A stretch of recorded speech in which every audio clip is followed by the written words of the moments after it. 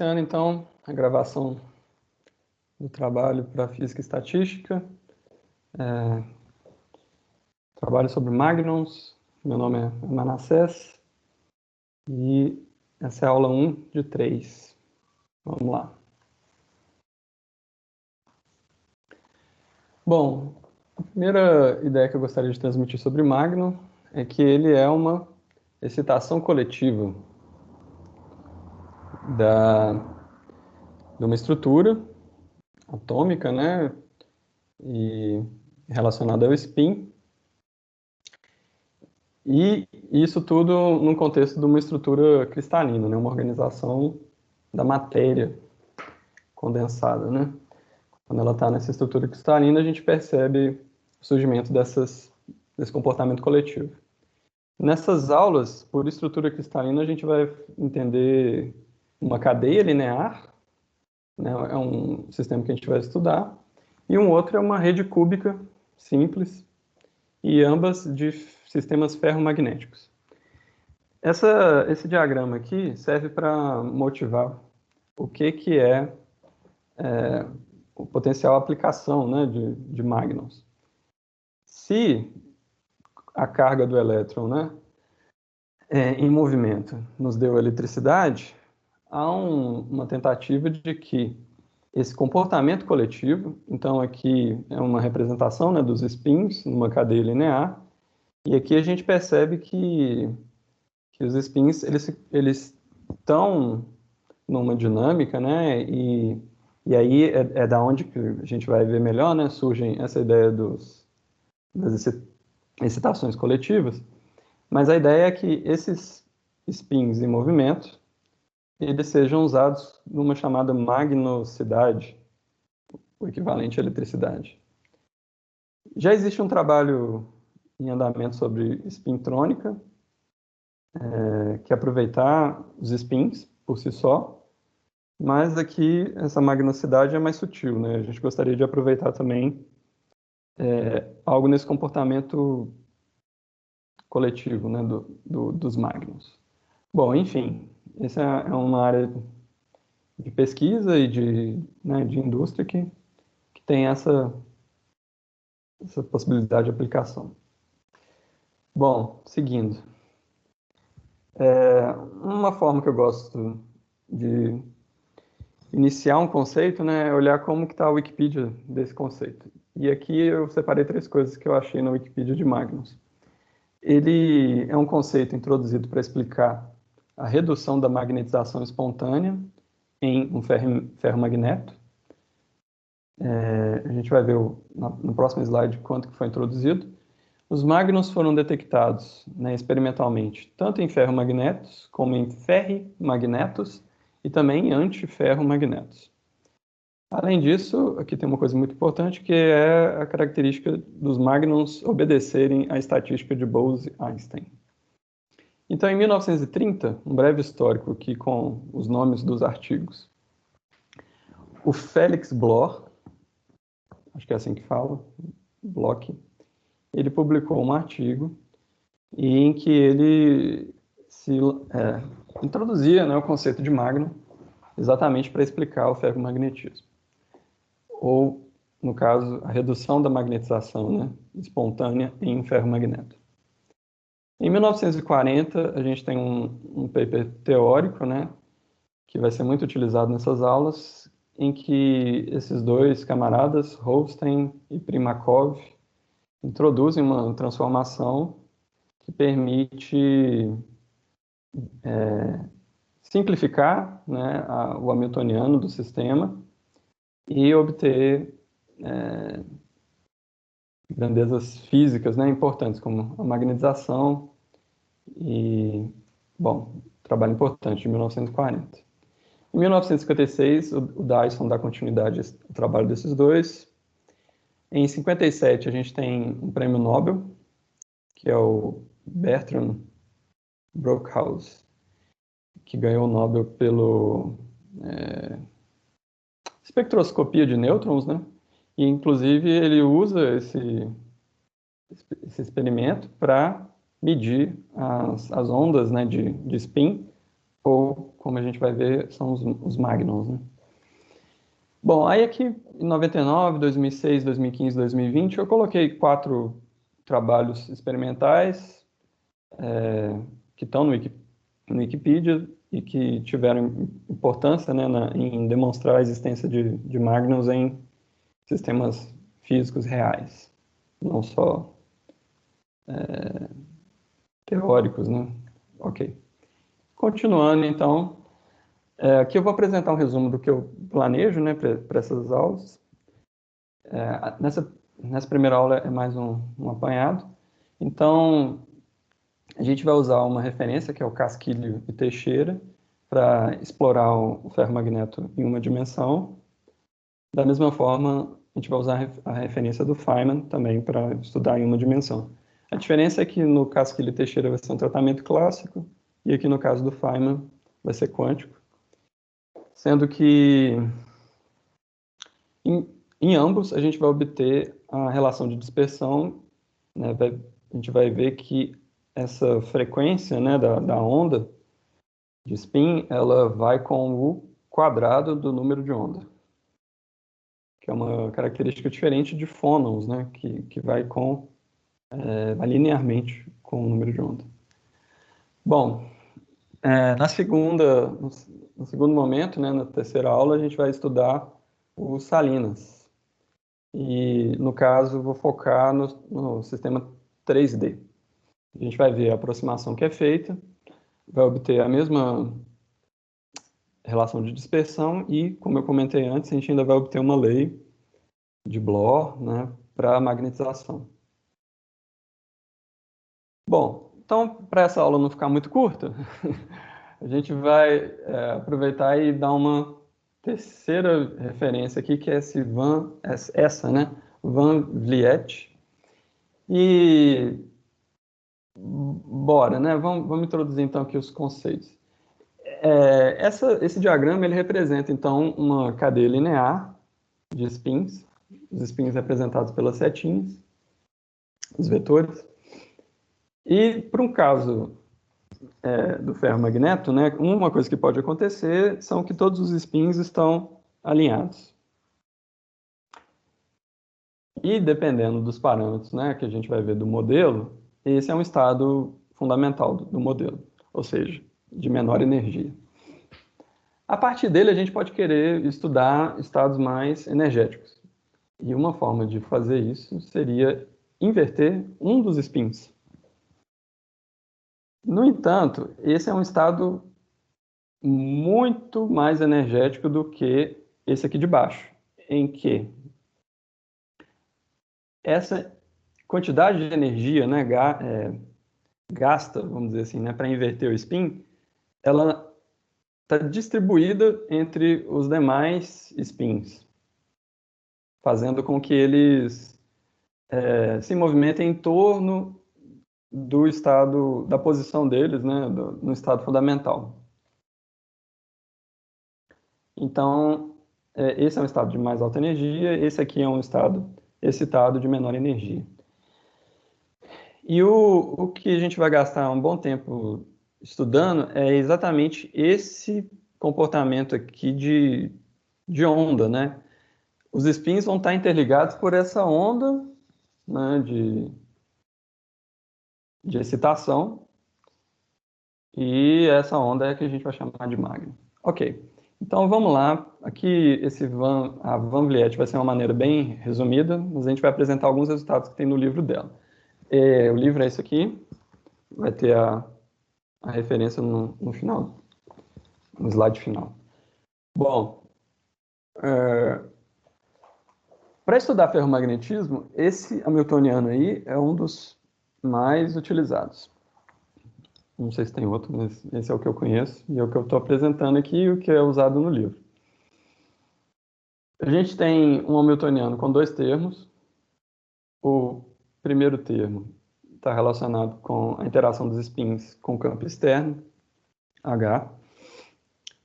E o primeiro termo está relacionado com como um spin interage com os primeiros vizinhos, né?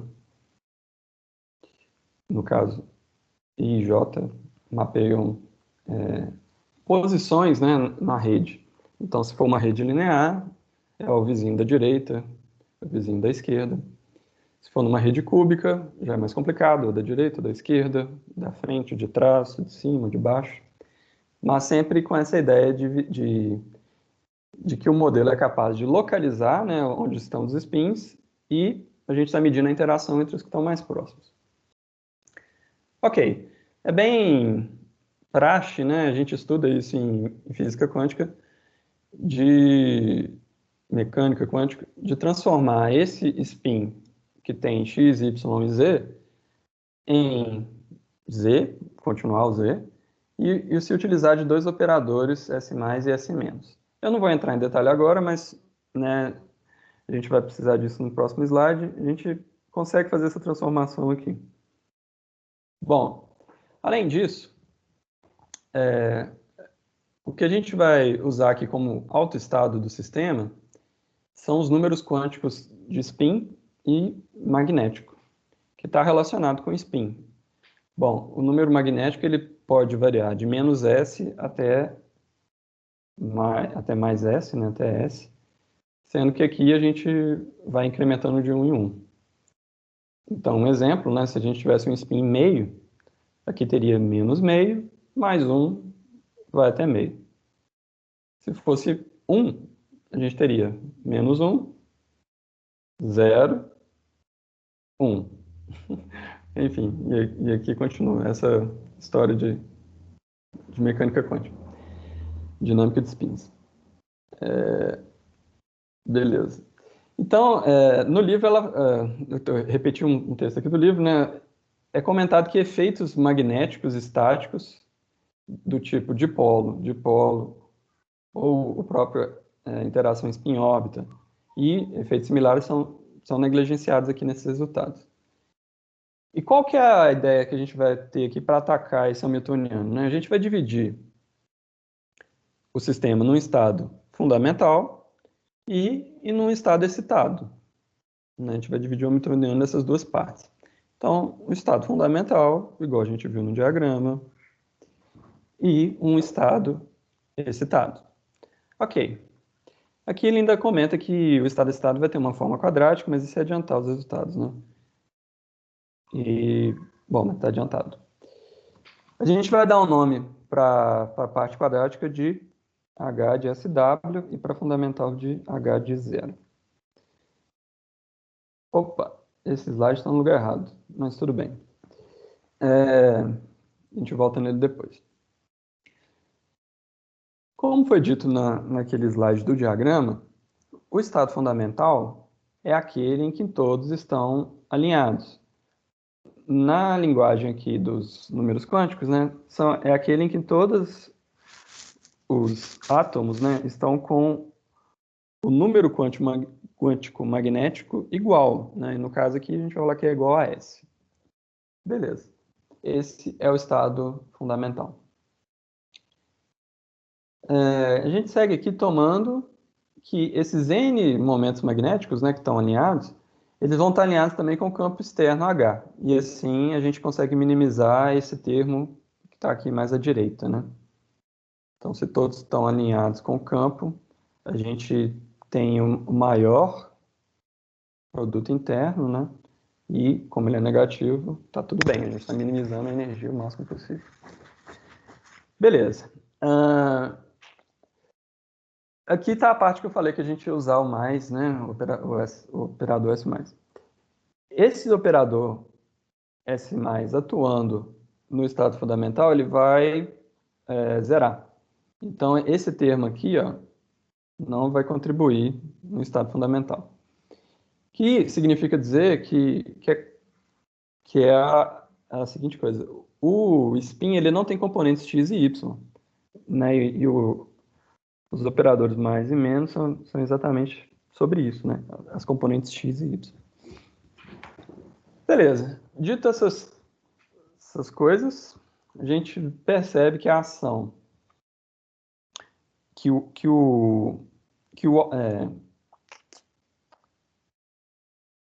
peraí. que a ação de H0, né, esse alto estado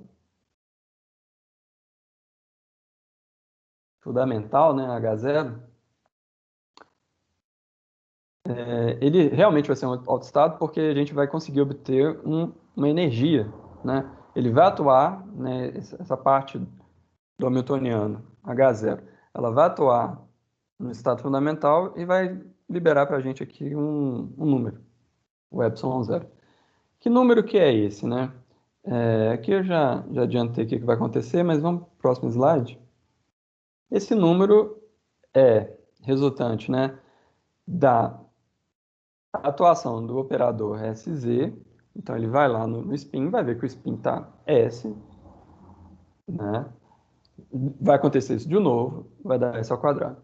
Da mesma forma, no termo que mede a interação com o campo magnético, vai dar S. Então a gente vai ter um termo quadrático e um termo linear aqui. Ok, visto o estado fundamental, vamos para os demais estados, né? Então aqui a gente lança mão de um recurso, que é definir o chamado número de desvio de spin. Então o NI, ele é igual ao spin S, né, o valor S do sistema, do spin do sistema, menos o número magnético que aquela posição I assumiu. Bom, aqui, né, ela gasta uma página e meia, eu acho, bastante mecânica quântica, não vou entrar em detalhes, vai ter a referência no final, e adotando uma aproximação de que dois S, né, então duas vezes o spin é muito maior do que o desvio do spin, e simplificando aqui, né, para não ter um campo H externo, a gente consegue uma expressão para o operador do Magnum, né, da onda de spin, para o campo zero. Ele fica com uma forma bem fechadinha, bonitinha assim, em que vai ter um operador número e a gente vai conseguir expressar aqui a frequência, né, da excitação coletiva, né, dos Magnums, para os diversos números de onda né, que o sistema tem. Beleza, muito bom. Além disso, a gente vê que essa energia, né, H barra ômega, ela tem um comportamento aqui que está relacionado com a estrutura da rede. Então, basicamente um somatório desse termo J, que acabou que eu não falei muito dele, mas a gente não vai perder a oportunidade, vou falar nas próximas aulas, na posição I e na posição I mais L. Então, aqui tá genérico, né? Então, tá só com essa ideia de que é o primeiro vizinho. Então, o L é o parâmetro de rede, né? Dessa rede regular, né? Cristalina. E a gente percebe que vai ter um termo aqui que vai com 1 menos cosseno do número de onda, do vetor, né? Número de onda, produto interno com esse parâmetro de rede. E quando a gente aplicar isso numa rede cúbica, por exemplo, a gente vai ter origem, né, numa aproximação, né, de termos mais significativos aqui, expandindo em Taylor e pegando o primeiro termo, né, a gente vê que 1 menos seno, 1 menos cosseno é seno ao quadrado, e aí expandindo o seno, a gente fica com o seno de QA, né, a gente fica com QA ao quadrado, já que é seno ao quadrado. Beleza. Essa é a primeira parte, né, de excitações de Magnum. Além disso, né, nesse livro da Van Vliet, ela também aproveita a estatística de Bose-Einstein para gerar resultados de magnetização. Então a gente vai querer chegar nesse resultado que está aqui em cima e vamos começar, né? Em um dos modos, né, dessa excitação de Magnum, pelo fato, né, dela conseguir identificar os magnons como bósons, que é um resultado que a gente vai comentar mais durante as aulas, ela já pode chegar e falar isso aqui, né, que a média do operador número segue uma estatística de Bose-Einstein. E aí ela consegue relacionar esse operador número com, né, no operador número de um número de onda que ele consegue relacionar com essa frequência aqui. Beleza. Feito isso, a gente constata também que o número total de spins que vão desviar, né, do estado fundamental, ele também é, obviamente, igual a essa quantidade de número de magnons excitados. Bom, o que a gente quer dizer quando tem um magno excitado? É bem isso aqui, ó. Desse estado aqui de cima para esse estado mais excitado, se eu virar um spin, eu tenho um magno excitado. Seria isso. Mas, conforme eu comentei, isso não é mais favoravelmente energético do que o de baixo. O estado de baixo é mais energético. Então, essa virada de spin, ela vai ser redistribuída em todos os spins. Como? Bom, dessa maneira que a gente viu, né? A gente vai ter uma onda que vai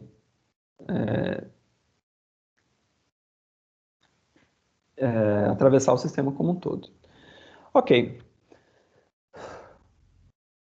A gente consegue ver que esse magno excitado, né? Esse operador de desvio de spin que a gente definiu há um tempinho atrás aqui, né?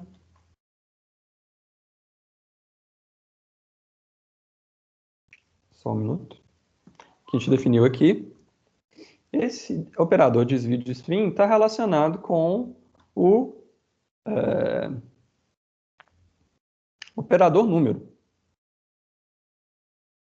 Então, esse número de spin está relacionado com o operador número.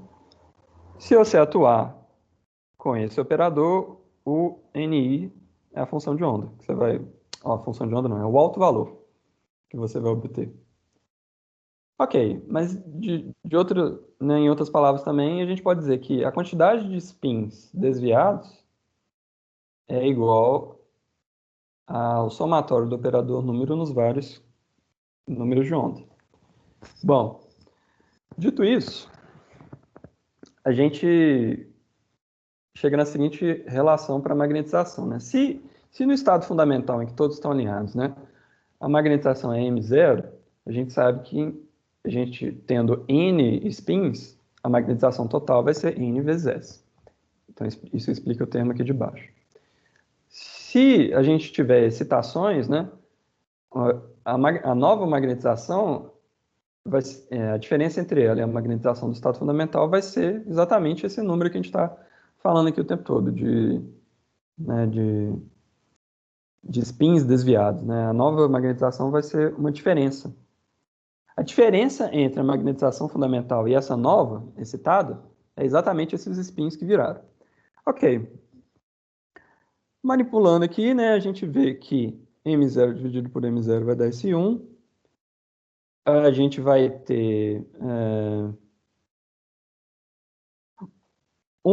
vai ter menos M sobre M0. Na hora que trocar o lado, né, ele vai ficar positivo aqui. E esse cara, na hora que ele for para o lado de lá, vai ficar menos.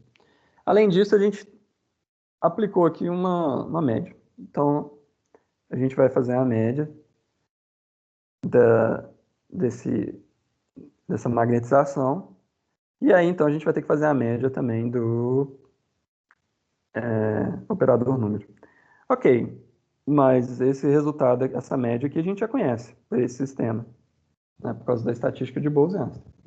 Ok, então, colocando isso aqui dentro e lançando mão do limite contínuo, né, dessa soma, e fazendo uma coisa aqui que é somar na zona de Brillouin, né, a gente chega numa integral que pode ser calculada para, né, pelo menos para 3 dimensões, e ela é um número, né, vira um número aqui, e quando a gente substitui isso aqui de volta, a gente acaba tendo uma expressão para magnetização com um comportamento em T elevado a 3 meios, que é conhecido como lei de Bloch.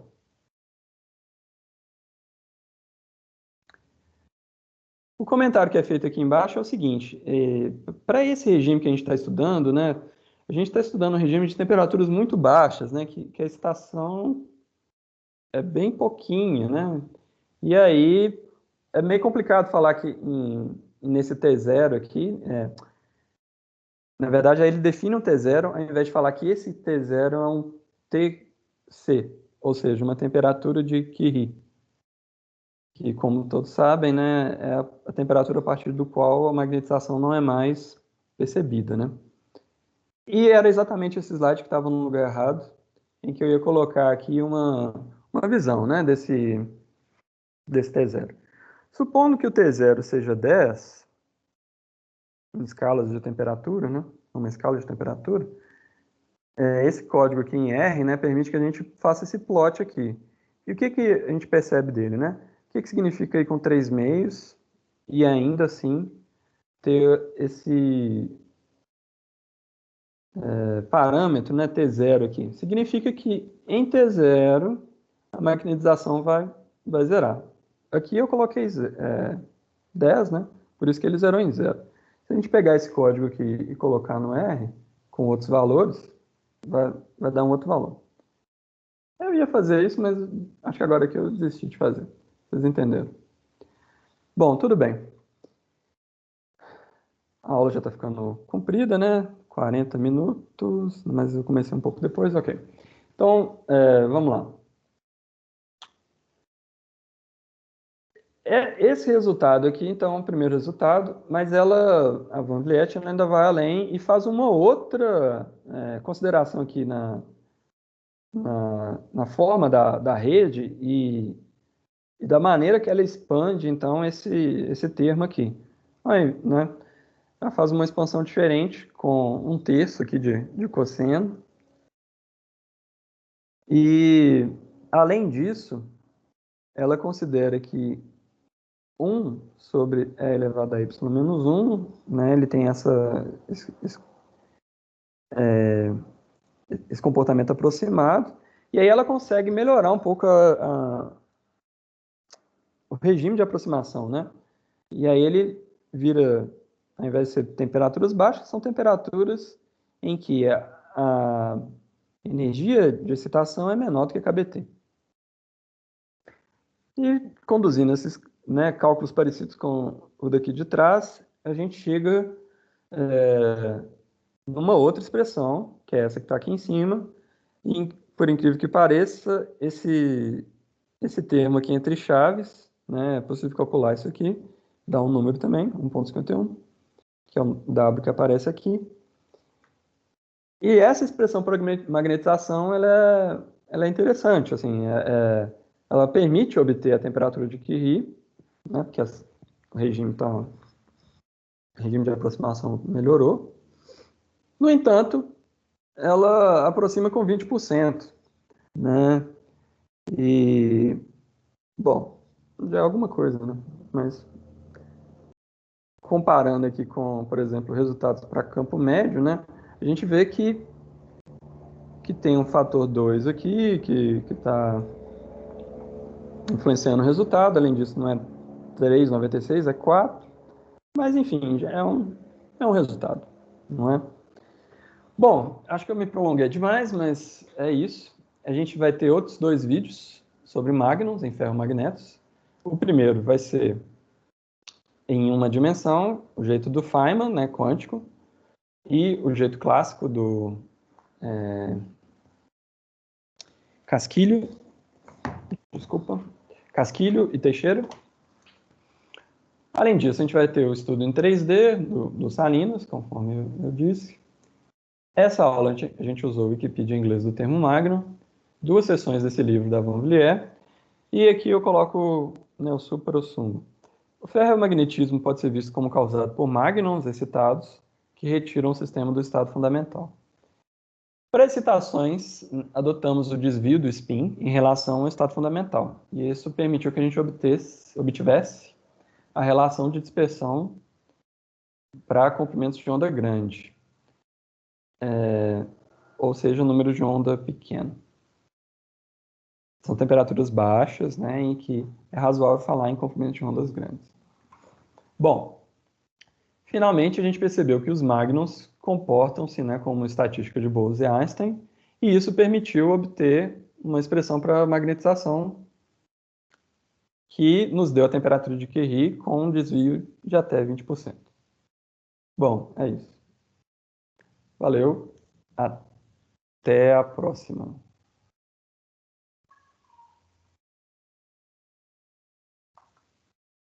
Parar a gravação.